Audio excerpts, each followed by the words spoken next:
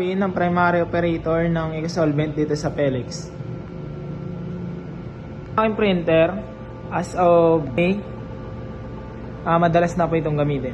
Plus meters po sila nung last week. Ito nung 31. Mabul naman po, nag-consume po sila ng ink ng CMYK, tsaka 2 Sophie, isang tarp na 10 ounce, 4.5. Lagay ang in-use supplies, nalagay ang stock, at unused supplies.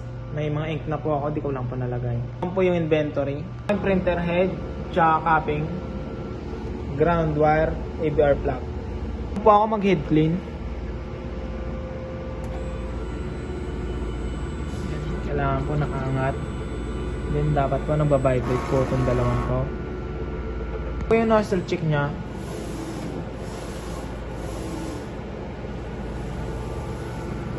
Yan po, goods na goods po. Ito ang aking ink tank area.